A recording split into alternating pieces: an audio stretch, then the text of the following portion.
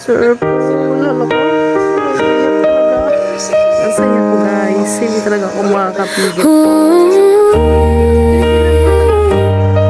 Kasi ako ng pumili. Shout out kay Sir po. Ang saya ko. Sa bahay lang minsan, lutong bahay vibes, halo-halo recipe, pampasaya ng lives. Pag may oras sa kusina, apoy ay naglalight. Tikim-tikim muna, sarap ng bawat bite. Ayan na ang tawag, Dorang Layas. Good morning everyone. Happy Fiesta Barangay Agpanabat, Sentro, Romblon, Romblon. Paparada ng aming ninyo mga my loves. Ayan sila.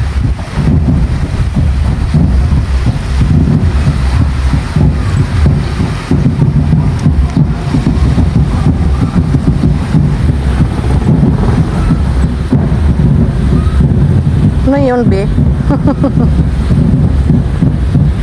Ayan na, nag-umpisa na sila. Iikot yan mga palangga.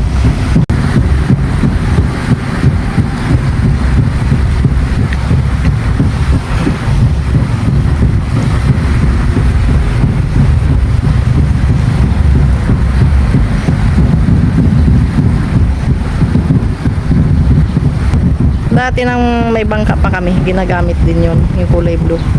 Yung Lucille 3 na malaki. How many years back?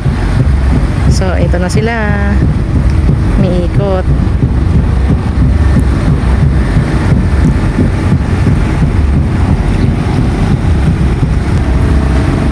Andyan yung ninyo sa taas, ano? Sa loob.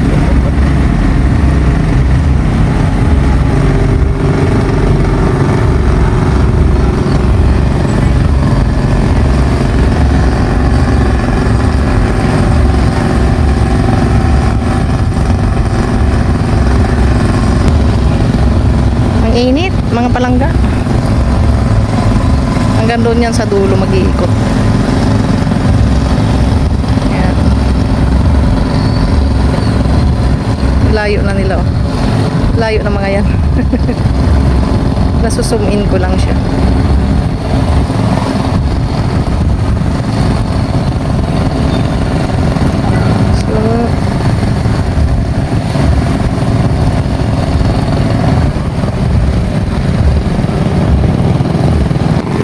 So yan ang gana for today mga palangga. Mainit, pasok na ako sa loob ng aking tahanan. Charot.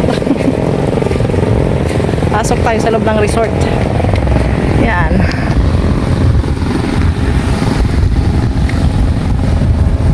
Ayun oo. Ikot na sila pabalik.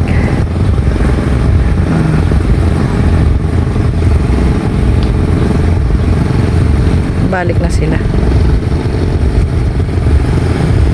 So, happy Fiesta again! Barangay Agpanabat Sentro, Romblon, Romblon. Shout out everyone! Good morning mga palangga! Hello, good morning sa inyo lahat. Shout out sa inyo lahat sa aking mga followers dyan. Good morning din kay Nuno Erwin Malay, sa aking number 1 fan. And, tingnan nyo guys. Update sa kay Dorang Layas. Yan. O, diba? Daghan na siguro ka ng kinhason diha oy. Wow! Kung sa Tagalog pa siguro marami na kang ano diyan, mga shell. Kanina kasi maraming ano diyan nangunguha. Ayun ang San Agustin, Romblon. Ah, di ba? Oy, anong ginagawa mo diyan, Coco? May ginagawa ka milagro no. Nakapaglinis ng person. Ayan, tapos na ako maglinis sa aming munting resort. Ito pala ay for sale pa rin mga palangga. Kung sinong interesado dyan, contact sa aking messenger Dorang Layas. Sasagutin ko kayo kaagad. Ayan. Yung mga kulungan ng manok, kailangan na nang ligpitin yan mamaya kasi nakatay na namin sila. Karamihan ay nakatay na. Pero nag-iwan pa rin kami ng ano. Uy, malinis ang ilog. Wow! Diba? Meron diyang ano, isda at saka hipon. Pero hindi namin kinukuha kasi hinahayaan lang namin silang dumami. Update sa mga alaga. Meron pa din naman doon. Mamaya-maya magpapakain na tayo. Andun tinan niya. Maraming mga tubuan. So kailangan itanim yan paikot. Parang gagawing bakod ba? Kasi sayang. Hello, Robin. Robin. Oh, di ba? Nakapaglinis na ang person. Yan, nakapaglinis na. Wow! Time check. 7:40. Wala na yung ano dito. Ligpit ko na. Tulog-tulog pa rin ang aking asawa. Yun. Nakapakain na tayo ng ating rabbit. Yan si Rab-Rab. Hello, good morning Rab-Rab. Oh, good morning daw mga palangga. Ayan oh. Nabuhay na yung aking ano. Oh, na may bulaklak na siya. Nabuhay na yung tinanim ko. Nireplant ko kasi pero may namatay talaga siya. Hindi mo talaga maiwasan na may namamatay. Pero nabuhay na yung iba oh. Ayan, nag-replanting ako mga palangga. Tinan nyo my loves ang aking ano. Galing yan kay Mama Ludi. Shout out kay Mama Ludi. Asawa ng aking uncle na si Papa Litz. Ayan ang apunan baby oh. Ito mga romporent yan mga palangga. Ito naman ay ang aming resto. Pinaka beer house ito. Ayun ang aming munting ano counter. Ayan dyan. Oh, ang aking mga bulaklak ay magaganda na sila. Ito galing na Mindoro. Napakaliit lang nito. Ganito lang siya kalaki. Yan lang nang inuwi namin. Ngayon inapaka ano na. Tsaka ito. Ito nga pala mga palangga ay ano to. Insulin plan. Pag sinusumpong ako minsan, pag ako nang sinusumpong ng hilo, alam ko na. Kumakain ako nito 2 dahon lang. So kung sino ang mayroong ano dyan, insulin plan, yan ay gamot sa pampababa ng sugar. Yan, ingat-ingat tayo sa ating sugar. Hello Moy, good morning. Yan ang aming Moy. Ayan. Sa nagtatanong po dyan kung tawag dito, bakit kami may unggoy, yan pa ay pinaampon sa amin. Actually yung mama niyan, hindi namin alam kung nasaan. Morning Moy, gustong-gusto yan niya, ginabidyohan siya. Wow! Morning, oo. O diba mataba siya. Nagmi-milk pa yan.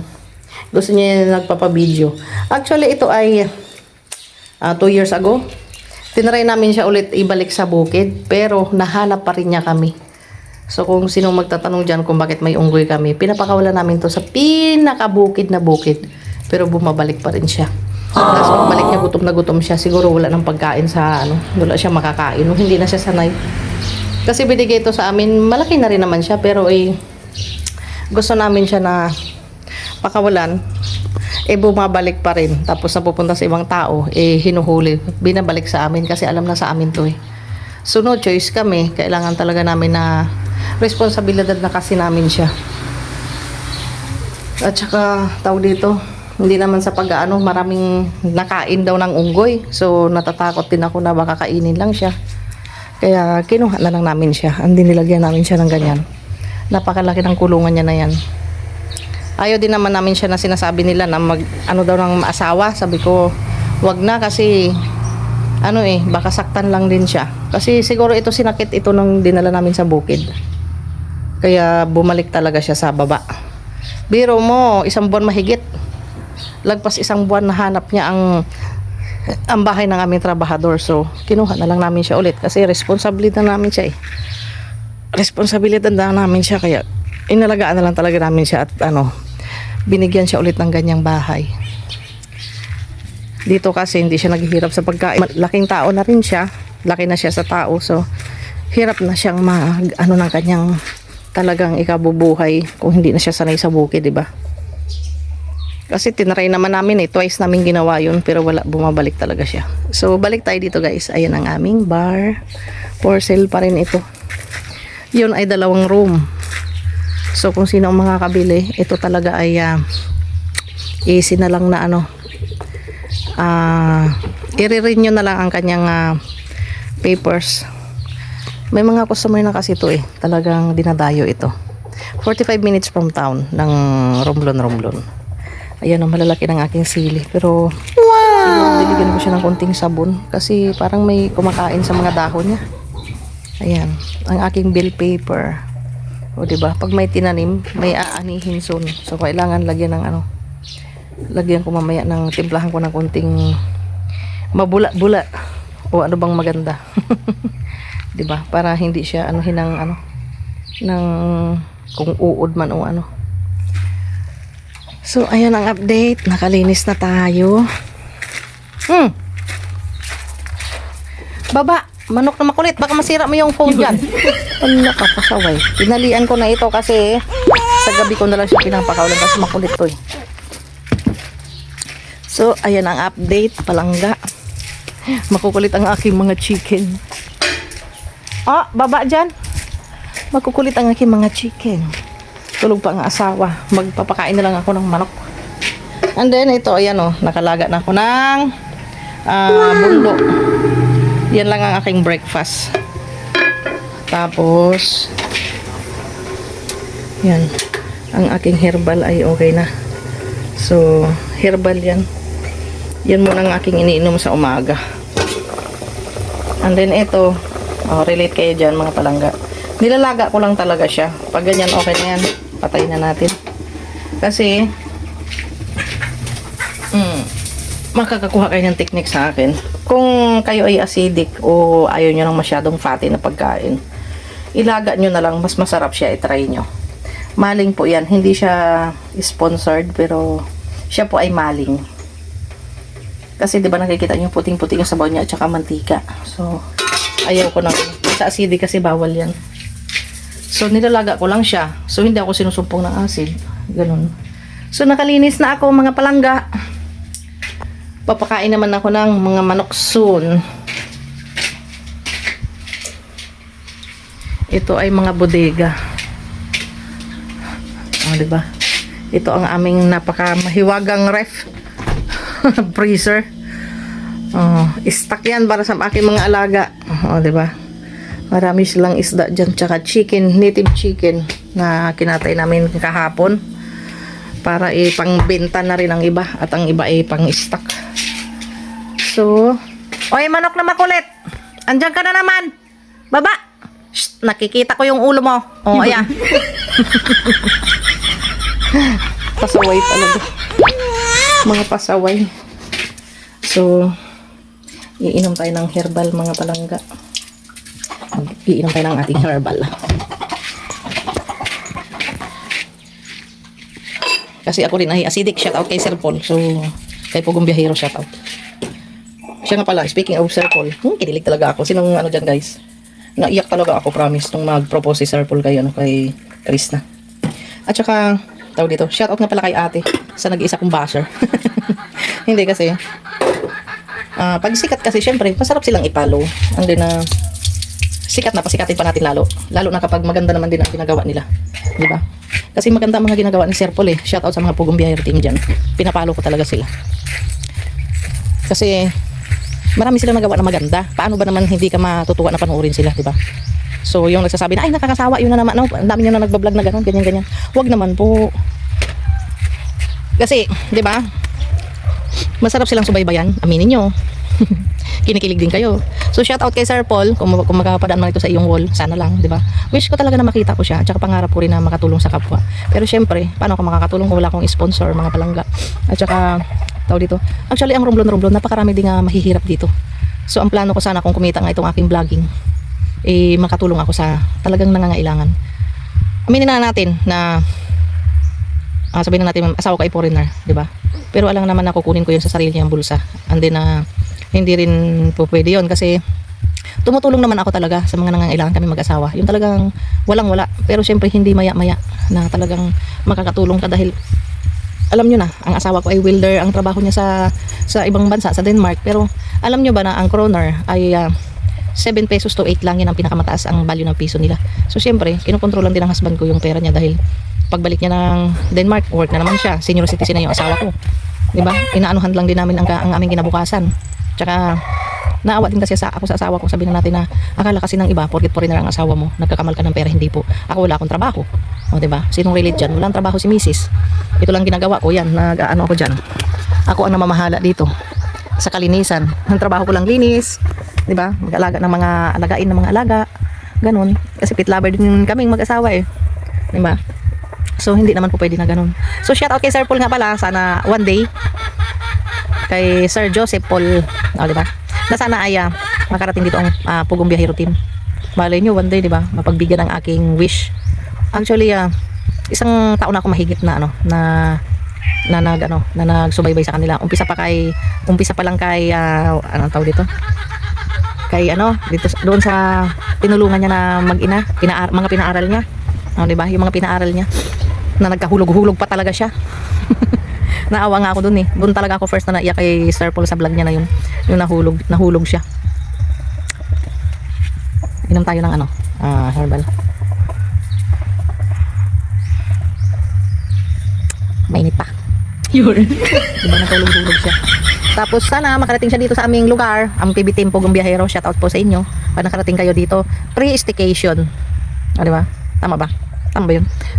Pari po kayo pag pupunta kayo dito. Kasi gusto ko lang talaga, dream ko lang talaga na makilala sila kasi hinahangaan ko sila. So wala pong kukontra, sana lang po. Gusto ko silang mamit. Ang buong Pugong Biyahero team. At yan ang kanilang kasya naman sila dito. 4 na room, o di ba? May room doon, tsaka may room doon. Oh, ang lapad niyan. Tapos ayun yan. Pwede silang mag-picnic dito, sila nila Krishna, o di ba? Shout out kay Krishna, day Krishna. So that's it for now mga guys. Enjoy ko muna ang aking tea, ang aking herbal tea. Di ba? Shout out sa inyong lahat.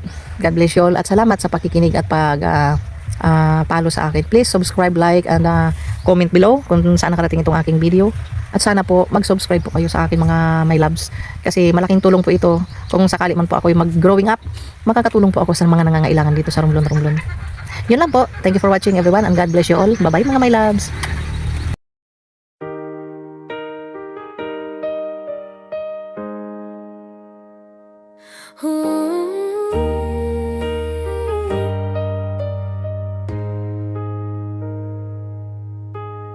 Sa bahay lang minsan